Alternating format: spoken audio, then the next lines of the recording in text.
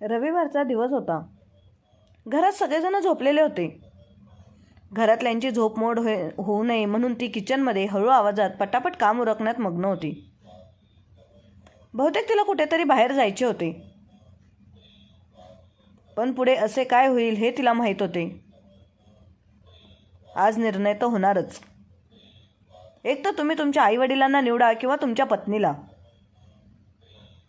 2 टोकांवर उभ्या असलेल्या मुलाने असे काही बोलले की घरात शांतता पसरली. नेमका कोणता तोडगा काढला मुलाने? सकाळी सकाळी स्मिता स्वयंपाकघरात घाईघाईने काम उरकण्यात गुंतली होती. गॅसवर भाजी शिजत होती, तव्यावर पराठे भाजले जात होते. तिच्या हाताची हालचाल वेगाने होत होती. तिच्या प्रत्येक कृतीत एक विचित्र अस्वस्थता जाणवत होती. शारीरिकदृष्ट्या ती इथे होती, पण तिचे मन कुठेतरी दुसरीकडेच होते. बाजूच्या खोलीत तिची सासू सुनंदाबाई बिछाण्यावरून उठून बसल्या होत्या. कुकरच्या शिट्ट्या आणि भांड्यांच्या खणखणाने यांना जाग आली होती. त्याने भिंतीवरील घड्याळाकडे पाहिले. अवघे सकाळचे 6:30 वाजले होते. त्यांच्या कपाळावर हलकीशी आठी पडली. आज रविवार आहे आणि रविवारी आमच्या घरी तर 11 वाजेपर्यंत कोणी नाश्ता करत नाही. मग सून इतक्या सकाळी काय गडबड करते? काहीतरी कारण असणार. दुसरीकडे माधवराव आपल्या खुर्चीवर बसून वर्तमानपत्राचे पाने उलटत होते. बातम्यांमध्ये ते पूर्णपणे रम्मान झाले होते. काही वेळाने स्मिता स्वयंपाकघरातील कामे उरकून खोलीत गेली, तयार झाली आणि सासू सासऱ्यांच्या खोलीत आली. तिने प्रथम सासू आणि नंतर सासऱ्यांचे पाय धरून आशीर्वाद घेतले. आई बाबा तिच्या आवाजात अडखळत हळुवारपणा जाणवत होता. मी आज माहेरी जाणार आहे. सुनंदाबाईंच्या भुवया ताठ झाल्या आणि माधवरावांनी वर्तमानपत्र खाली ठेवले. दोघांच्याही नजरा एकदम स्मितावर स्थिरावल्या. का? अवघा आठवडाही झाला नाही तू माहेरी जाऊन आलीस. मग आज पुन्हा काय गरज पडली तिथे जायची? सुनंदाबाईंनी प्रश्न विचारला. स्मिताने थोडे स्पष्ट केले. आई, माझ्या आईची तब्येत बरी नाही आहे. बाबा एकटेच सगळं सांभाळत आहेत. जेवण तर तेच कसं तरी बनवतायत, म्हणून विचार केला आज जाऊन घरची बाकी कामे सांभाळावीत. आईच्या औषधांचा आणि चाचण्यांच्या अहवालांचा पण तपास करून आणते येते. कोणताही प्रतिसाद आला नाही. खोलीत एका क्षणासाठी शांतता पसरली. स्मिताच्या ओठांवर काहीतरी बोलण्यासाठी हालचाल झाली, पण शब्द तोंडातच अडकले. सासू सासऱ्यांची शांतता तिला चांगलीच ठाऊक होती. ही शांतता नवऱ्यापेक्षाही जास्त जड होती. थोडा वेळ उभं राहूनही कोणतेही उत्तर न मिळाल्याने ती अस्वस्थ होऊन म्हणाली, आई, मी नाश्ता बनवून ठेवला आहे. दुपारच्या जेवणासाठी ही भाजी तयार आहे. तुम्हाला काही त्रास होणार नाही. इतके बोलूनही कोणी काही बोलले नाही. शेवटी स्मिता शांतपणे आपल्या खोलीत परतली. इकडे सुनंदाबाई आणि माधवराव एकमेकांकडे पाहू लागले. आपल्याकडून मोठी चूक झाली. सुनंदाबाईंनी थंड उसा टाकत म्हटले, आपण आपल्या शहरातील मुलगी सून म्हणून आणली. जेव्हा मनात येईल तेव्हा माहेरी निघून जाते. सासर म्हणजे जणू हॉटेलच झाले. यावं तेव्हा यावं, तेव्हा जा. माधवरावांनी ही संमती दर्शवत रागाने वर्तमानपत्र दुमडत म्हटले, या सुनांना जितकं डोक्यावर चढवाल तितकंच त्या चढतात. गेल्या वेळेला गेलेला आठवडाही पूर्ण झाला नाही आणि पुन्हा माहेरी जायची तयारी. आज जाऊ दे, पण यापुढे समजाव स्मिताला. सुनंदाबाईंच्या डोळ्यात आता रागासोबतच नाराजी दिसू लागली. त्यांनी माधवरावांच्या बोलण्याला संमती देत म्हटले, खरं तुमचं सुनबाई लगामावर घालावी लागेल. असं रोज माहेरी जाणं आमच्या घरी चालणार नाही. ती सून आहे की पाहुणी झाली. 2 दिवस इथे, तिसऱ्या दिवशी तिथे. माधवराव पुढे म्हणाले, आणि तो निलेश, तोही काही बोलत नाही. कदाचित बायकोसमोर बोलायची हिंमतच नाही त्याची. जोरूचा गुलाम कुठला? इकडे स्मिता आपल्या खोलीत बिछाण्यावर बसून होती, पण तिचे मन माहेरीच रेंगाळत होते. तिच्या गालांवर गरम अश्रू शांतपणे वाहत होते. प्रत्येक वेळी हेच घडायची. माहेरी जाण्याचा विषय काढताच घरात तणावाची भिंत उभी राहायची. तिचा एकुलता एक भाऊ आता अमेरिकेत होता. गेल्या वर्षीच कंपनीने त्याला 3 वर्षाच्या करारावर पाठवले होते. त्याच्या अनुपस्थित आईबाबांची जबाबदारी सांभाळणारी स्मिताच होती. कधी आईची तब्येत बिघडायची तर कधी बाबांची. मी नाही सांभाळणार तर कोण सांभाळणार? तिच्या डोळ्यातून गळणाऱ्या अश्रूने तिच्या मांडीवरील पदर भिजवला. पण तिने स्वतःला सावरले. तिने पिशवी उचलली, स्कूटरची किल्ली घेतली आणि निघाली. निलेश अजूनही आपल्या खोलीत झोपत होता. स्मिताने रात्रीच त्याला सांगितले होते की ती माहेरी जाणार आहे. निलेशने फक्त एवढेच म्हटले, जायचे तर जा, आपण आईबाबांना थोडं समजावून सांग. तू जर थोड्या गोष्टी संतुलित केल्यास तर गोष्टी बिघडणार नाहीत. निलेशला माहीत होते की स्मिताची मनस्थिती वाईट नाहीये. तो एक संवेदनशील पती होता, पण त्याला आईवडिलांच्या भावनाही समजत होत्या. त्याचा विचार कसा होता की स्मिताने दोन्ही घरांच्या जबाबदाऱ्या संतुलित सांभाळाव्यात, जेणेकरून कोणाला तक्रार करण्याची संधी मिळणार नाही. देवा, फक्त माझ्या आईची तब्येत ठीक होऊ दे. बाबांची तब्येत कुठे बरी आहे. एकट्याने घरची कामे कशी काय करतील असा विचार करताना तिचे डोळे पुन्हा नम झाले.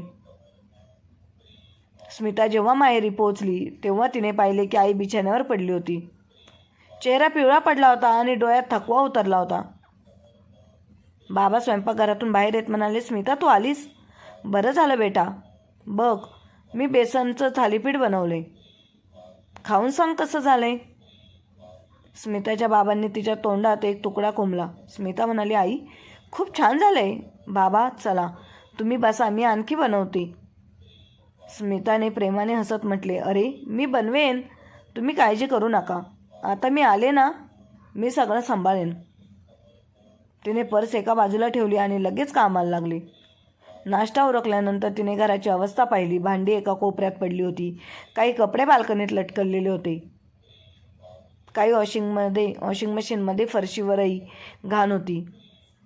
गेल्या महिन्यापासून कामवाली बाई येत नव्हती आणि आईची तब्येतही ठीक नव्हती. बाबांना जे जमेल ते तिथे करत होते. स्मिताने आधी घराची साफसफाई केली, भांडी घासली, कपडे धुतले, झाडू पोछा मारून घर चमकवले. आईच्या औषधांची आठवण झाली. ती पर्ची घेऊन निघणार तेवढ्यात दाराची बेल वाजली. दारात निलेश तिचा नवरा उभा होता. तू थकशील म्हणून विचार केला तुझी मदत करावी. निलेश म्हणाला, मी आता औषध आणि चाचण्यांचा अहवाल आणायला जाणार होते.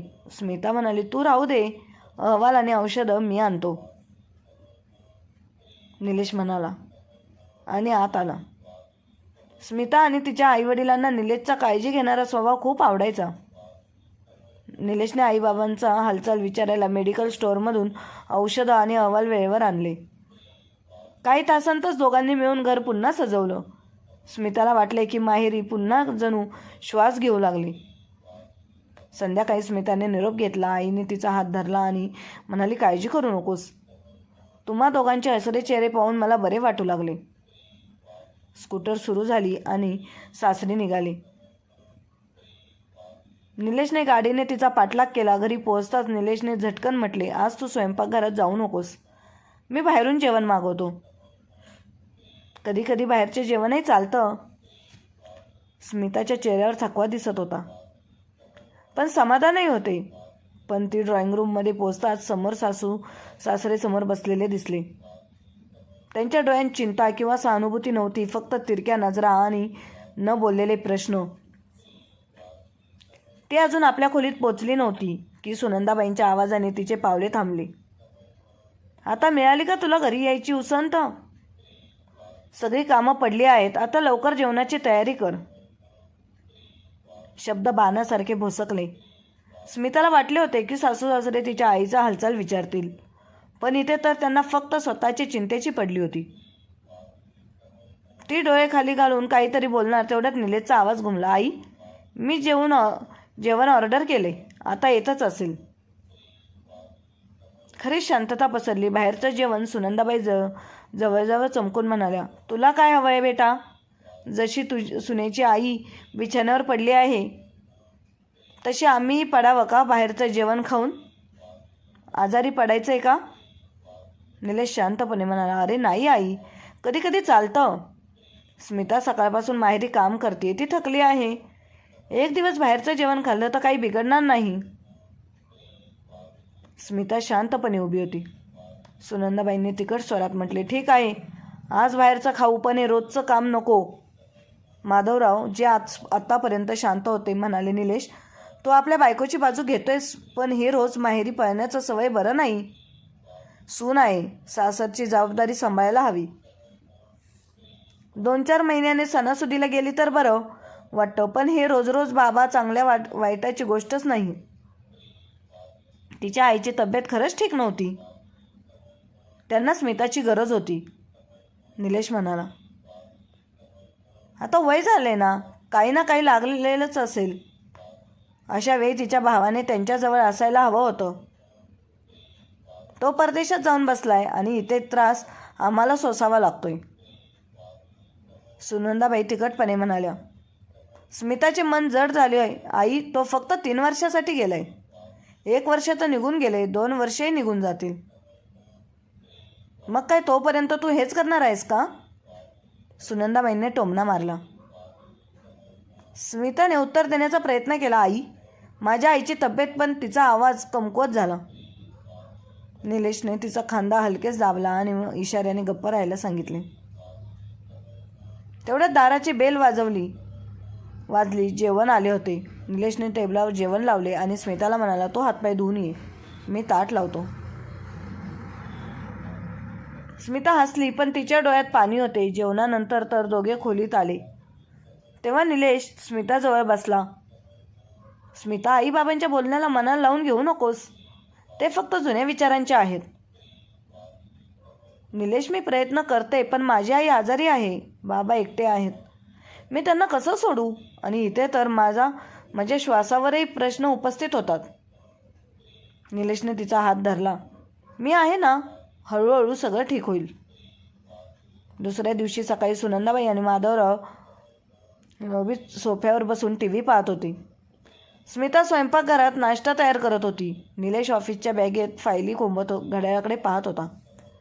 स्मिता, मी निघतोय, त्याने स्वयंपाकघराकडे हाक मारली. हो, नाश्ता टेबलावर ठेवला आहे, स्मिताने उत्तर दिले.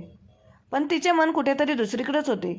तिच्या आईची तब्येत अजूनही पूर्ण बरी नव्हती आणि कामवाली बाई नसल्याने घरची कामे बाबांच्या खांद्यावर होती. तिने काहीतरी विचार केला आणि माहेरी शेजारी राहणाऱ्या सुलोचना काकूंची आठवण झाली. तिने फटाफट फोन उचलला आणि नंबर लावला. हो स्मिता बेटा, सगळं ठीक. सुलोचना काकूंच्या प्रेमळ आवाजाने स्मिताला थोडे बरे वाटले. हो काकू, फक्त आईच्या तब्येतीची काळजी आहे आणि कामवाली बाईही येत नाहीये. तुम्ही कोणी विश्वासू बाई मिळवून देऊ शकाल का? स्मिता म्हणाली. अरे बेटा, हे तर छोटीशी गोष्ट आहे. सुलोचना काकू हसत म्हणाले, मी बघते, तू काळजी करू नकोस. स्मिताने फोन ठेवला आणि नाश्ता टेबलावर लावला. सुनंदाबाई आणि माधवराव शांतपणे जेवायला बसले. त्यांच्या शांततेत कालच्या नाराजीचा हलकासा वास होता. पण स्मिताने त्यांच्याकडे लक्ष दिले नाही. ती आपल्या विचारात गडली होती. दुपारचे जेवण उरकून झाल्यानंतर स्मिताला बाजारात जायचे होते. घरच्या भाज्या संपल्या होत्या आणि इतर काही सामानही घ्यायचे होते. तिने विचार केला की सगळी कामे एकदम उरकून टाकावीत. बाजारात दुकानदारांशी भाव कमी करत तिने घाईघाईने सामान घेतले. ती भाजीच्या दुकानाकडे निघाली. तेवढ्यात सुलोचना काकूंचा फोन आला. स्मिता, मी एका बाईशी बोलले आहे. सुलोचना काकूंच्या आवाजात उत्साह होता. ती मन लावून काम करते आणि प्रामाणिकही आहे. तू एकदा येऊन तिला सगळं काम समजावून सांग. काकू, तुमचे खूप खूप आभार. स्मिताच्या आवाजातला दिलासा होता. मी आत्ता येते. सासू सासऱ्यांना सांगण्याचा अर्थ म्हणजे त्यांचे टोमणे ऐकणे. मग काय माहीत ते जाऊ देतील की नाही. म्हणून तिने निलेशला फोन केला. निलेश, मी थोड्या वेळासाठी माहेरी जाणार आहे. आईसाठी बाईचा इंतजाम झाला. तिला काम समजवायला जाणार आहे. ठीक आहे स्मिता म्हणाला. माहेरी पोचून तिने नवीन बाईंनी तुला सगळी कामे समजावून सांगतील. आईची तब्येत ठीक नाही, त्यामुळे जेवण हलके बनवायचे, भांडी रोज 2दा धुवायची आणि कपडेही वेळेवर धुवायचे. नीतूने मान डोलावली. हो दीदी, सगळं समजलं. स्मिताने आईबाबांशी नीतूचा पगार आणि वेळ ठरवला. मग ती पुन्हा बाजारात भाजी घ्यायला गेली. भाजी घेताना संध्याकाळ झाली होती. घरी परतताना रस्त्यावरील वाहतूक अडथळ्याने तिला आणखी उशीर झाला. इकडे निलेश ऑफिसमधून घरी परतला होता. निलेश बेटा, ही स्मिता कुठे राहिली? अजून आली नाही आणि फोनही लागत नाही, सुनंदाबाईंनी तकनीच्या सुरात म्हटली. निलेशने फोन तपासला आणि म्हणाला, आई, फोन कदाचित बंद झाला असेल. तशी तिच्याशी बोलणं झालं होतं. ती म्हणाली होती की माहेरी थोडं काम आहे, आता येतच असेल. इथे आम्ही चहासाठी बसलोय आणि ती काय माहीत हा रोजचा ड्रामा कधी बंद होणार, सुनंदाबाई म्हणाल्या. तेवढ्यात दार उघडले आणि स्मिता आत आली. हातात भाज्यांची थैली होती आणि चेहरा थकवाने भरला होता. सुनंदाबाईंनी तिला पाहताच म्हटले, काय स्मिता, इथून तर भाजी आणायला निघाली होतीस आणि माहेरी गेली होतीस का? स्मिताने थैली स्वयंपाकघरात ठेवली आणि शांतपणे उत्तर दिले, आई, थोडं काम होतं. माहेरी कामासाठी बाईचा बंदोबस्त करायचा होता.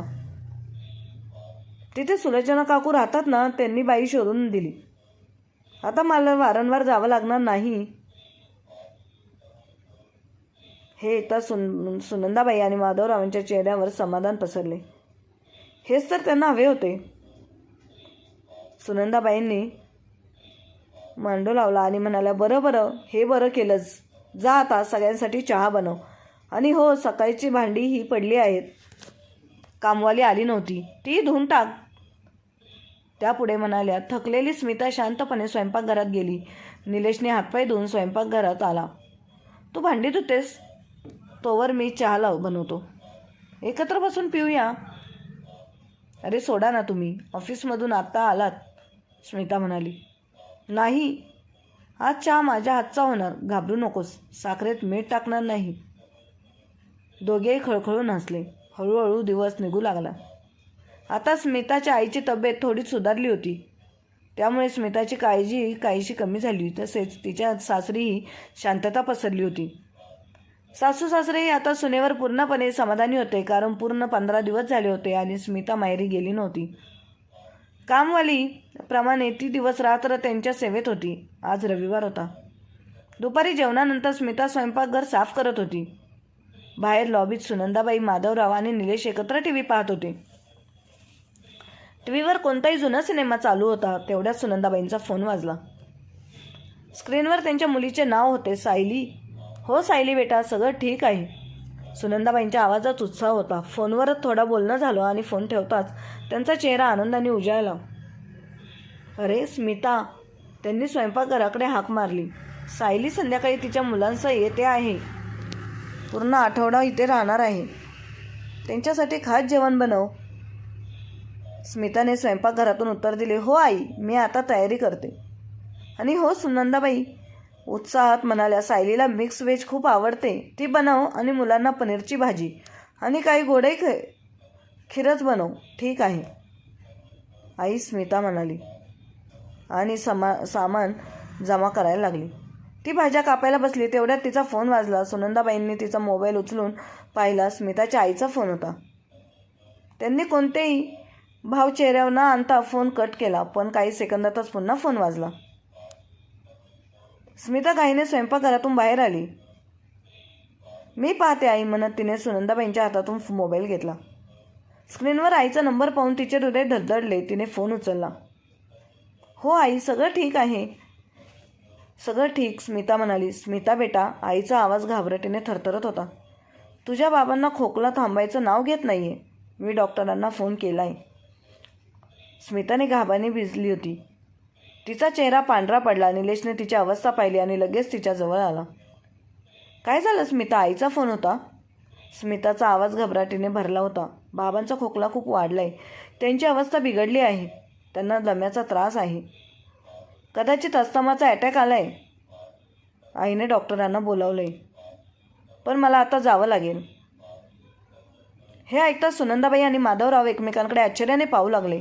स्मिताने निलेशकडे पाहिले आणि म्हणाली, रात्रीचं जेवण आपण बाहेरून मागवू, पण आता मला जाणं खूप गरजेचं आहे. सुनंदाबाईंनी भुवया उंचावर तिखटपणे म्हटले, आतापर्यंत तुझी आई आजारी होती, आता बाबा आजारी. मला तर समजत नाही हा तमाशा कधी थांबणार. निलेशने मध्ये टोकत म्हटले, आई कृपा करून आता या गोष्टीवर बोलू नकोस. स्मिताच्या बाबांची तब्येत गंभीर आहे. माधवरावांनी रागाने टीव्हीचा रिमोट सोफ्यावर आपटत म्हणाली, आता का नाही, जी गोष्ट आहे ती आता बोलू. खूप झालं हे सगळे. सुनंदाबाईंनी स्मिताकडे पाहत म्हटले, स्मिता तुझ्या आईने डॉक्टरांना बोलावलंय ना, ते उपचारही करतील. मग तुला तिथे जायची काय गरज. माहेरापेक्षा आता सासरकडे लक्ष दे. लहान सहान गोष्टींवर तिथे जाणं चुकीचं आहे. तुझ्या आईबाबांनी तुझं लग्न करून तुला इथे पाठवले. आता तुझं घर तिथे नाही, हे तुझं घर आहे. माहेर विसरून सासरच्या जबाबदाऱ्या सांभाळ.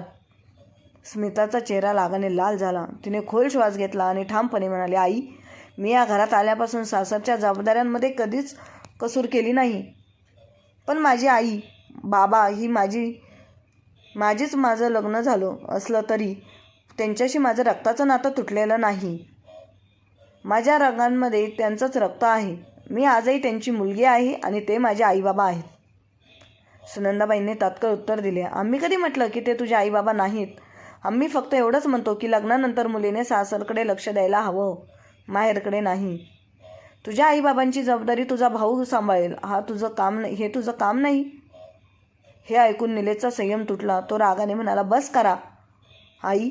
एक तर स्मिताचे बाबा आजारी आहेत आणि तुम्ही काही समजून घ्यायला तयार नाही. माधवरावांनी तिखट नजरेने निलेशकडे पाहिले. समजून घ्यायला तू तयार नाहीस बेटा. जोरूचा गुलाम होऊन तिच्या मध्ये हा मिसळतोस. लाज वाटत नाही. आमच्या बोलण्याला काही किंमत राहिली नाही का. पण आता खूप झालं. आज निर्णय तर होणारच. एकतर तुला तुझ्या आईवडिलांना निवडावं लागेल किंवा तुझ्या बायकोला. निलेशचा चेहरा रागाने तापला. त्याने जोरात म्हटले, ठीक आहे, तुम्हाला निर्णय हवा आहे ना, तर ऐका माझा निर्णय. आम्ही आजच हे घर सोडून जातोय. काय म्हणालास तू. सुनंदाबाईंचा आवाज थरथरला. त्यांच्या डोळ्यात राग आणि धक्का यांचा मेळ होता. आम्हाला सोडण्याची भाषा करतोयस. तुझ्या आईवडिलांना, ज्यांनी तुला या जगात आणलं, तुला वाढवलं, शिकवलं, लिहायला शिकवलं. आज तू जे काही बोलत काही आहेस ना, ते आमच्यामुळे.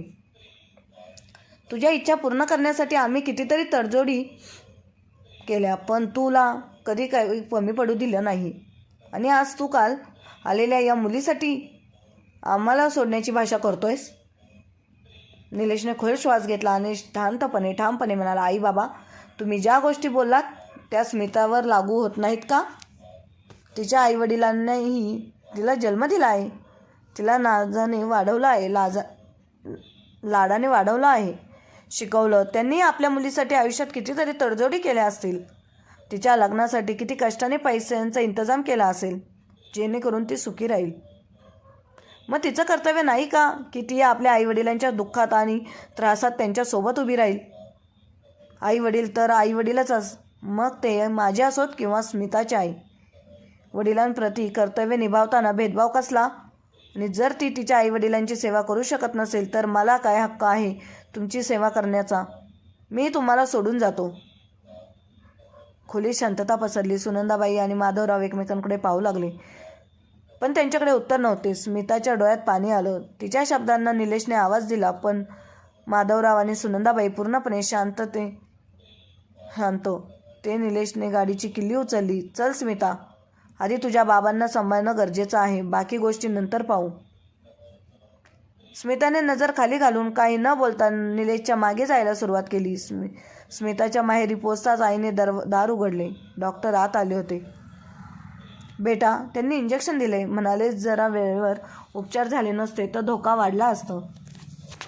स्मिता बाबांकडे गेली. त्यांचे कपाळ हलकेसे चोळले आणि हळूच म्हणाली, बाबा आता सगळं ठीक होईल, मी आहे ना इथे. बाबांनी तिची बोटे धरली आणि हसत मुखाने मान डोलावली. निलेश एका कोपऱ्यात उभा राहून हे सगळं पाहत होता.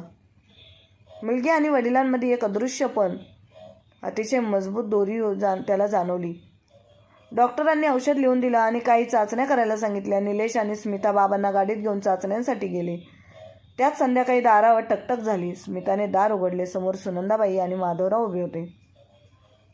त्यांच्या हातात घरच्या जेवणाचा डब्बा, त्याच्यात स्मिताच्या बाबांसाठी खिचडी आणि बाकीच्यांसाठी रोटी भाजी होती. स्मिता आश्चर्याने त्यांच्याकडे पाहत राहिली. सुनंदाबाईंनी डबा टेबलावर ठेवला आणि स्मिताच्या बाबांचा हालचाल विचारायला लागल्या. काही वेळानंतर जेव्हा सुनंदाबाई आणि माधवराव निघाले तेव्हा स्मिता त्यांच्यासोबत दारापर्यंत आली. दाराच्या उंबरठ्यावर थांबून सुनंदाबाईंनी तिचा हात धरला आणि प्रथमच आईसारखं हसत म्हणाले, बेटा, तुझ्या बाबांचं बाबांवर पूर्ण लक्ष ठेव. जोपर्यंत ते बरे होत नाहीत तोपर्यंत तू इथेच त्यांची काळजी करू नकोस. मी सगळं सांभाळेन. कदाचित त्यांना समजलं होतं की सून म्हणजे कोणतेही जनावर नाही ज्याला गोठ्यात आणून खुंट्याला बांधावं. ती माणूस आहे जिला इतरांप्रमाणे स्वातंत्र्य प्रिय आहे. स्मिता थक्क झाली. तिला काही बोलायचे होते पण शब्द सापडले नाहीत. डोळे भरून तिने नम्रपणे सासू-सासऱ्यांचे पाय धरले आणि आत आली. सगळ्यांनी मिळून डब्यातील जेवण काढून एकत्र जेवण केले. निलेश त्या रात्री परतला होता, पण 2 दिवसानंतर जेव्हा स्मिता माहेरून सासरी परतली तेव्हा घराचा माहोल काहीसा बदललेला होता. आता घरातील वातावरण आधी इतके जड नव्हते. ज्या सासू-सासऱ्यांच्या प्रत्येक बोलण्यात कटुता असायची त्यांच्या बोलण्यात आता ममता आणि प्रेमाची गोडवा मिसळली गेली होती. घर तेच होते, लोकही तेच होते, फक्त विचारांचा दृष्टिकोन बदलला होता. आता प्रत्येक गोष्टीत सुनेची आज्ञा दिली जात नव्हती तर तिची मते विचारली जाऊ लागली. ती आता सून बनून सासऱ्याच्या सगळ्या जबाबदाऱ्या निभावत होती. पण कठीण परिस्थितीत ती तात्काळ आपल्या आईवडिलांकडे जाऊन त्यांचा आधार बनायची, कारण सून असण्याबरोबरच ती एक मुलगीही होती. तर मित्रांनो, तुम्हाला ही कथा कशी वाटली कमेंट करून नक्की सांगा. तसेच तुम्ही ही कथा भारतातील कोणत्या शहरातून ऐकत आहात हेही सांगा. जर कथा आवडली असेल तर व्हिडिओला लाईक करा आणि आय बटनही, जेणेकरून हा व्हिडिओ जास्तीत जास्त लोकांना पोहोचेल. धन्यवाद.